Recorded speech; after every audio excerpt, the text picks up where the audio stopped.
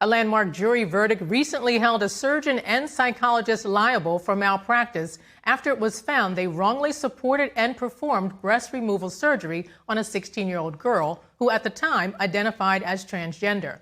Now, a young woman, Fox Varian, was awarded $1.6 million for pain and suffering, as well as $400,000 for future medical expenses.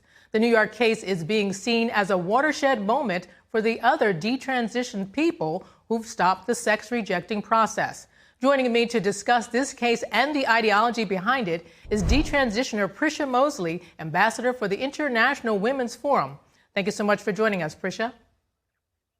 Hi, thank you for having me. Now, the jury found that the doctors rushed the patient into this procedure without due consideration. So, Prisha, in your personal experience and in others that you've spoken to, do you feel that you were rushed into a procedure that you now regret? Absolutely. I mean, I feel like all I did was go into the room and say that I hated myself and I didn't want to be myself and I wanted to identify as the opposite sex. And that's all it took to be rushed into being given hormones that changed my body and my life permanently, and also surgery that ultimately removed both of my healthy breasts.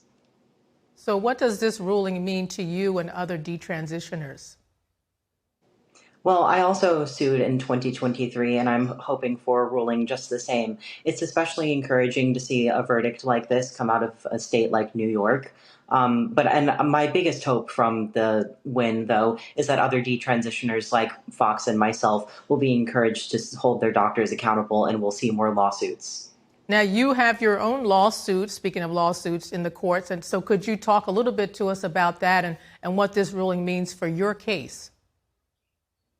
Yes, ma'am. Well, I think for the first case to go to trial to win, I think sets an amazing precedent for all cases like it. I also had both of my healthy breasts removed when I was a teenager.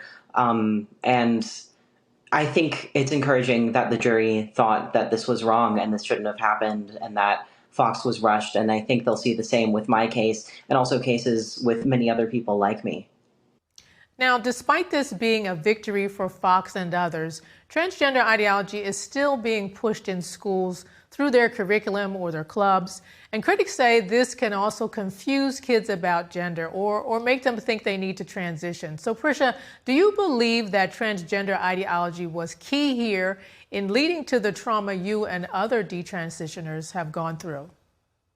Absolutely. I was experiencing trauma of a sexual nature and on top of normal things that a teenage girl went through. And when I was online, trans identifying adults found me and told me that all of my suffering was because I was actually a boy and I had been born in the wrong body, and that the suffering could be alleviated by transition. And my doctors affirmed the same exact lies, only for me to find out that transition is a complete scam. No one can actually change sex, and I was just losing my health and my body parts. So how important do you think it is to remove this ideology from schools now?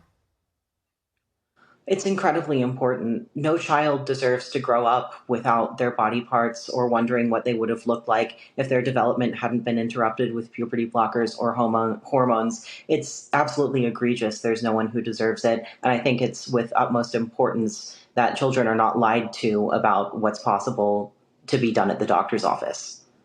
Now, I want to talk about the Trump administration. They're taking a multifaceted approach to rooting out this ideology from schools in a variety of ways and threatening to cut off federal funding if they don't comply. So have you and other detransitioners found this federal push away from gender ideology helpful? This is incredibly encouraging, just like the other news to hear. For us, many of my friends were indoctrinated in schools and heard lies from teachers, people they looked up to and trusted, that can be born in the wrong body. Even I was taught about the gender unicorn.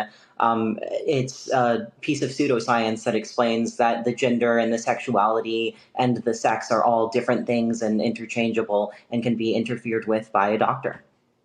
Now, is there anything more that you think needs to be done to help detransitioners and to protect children from what you've been through?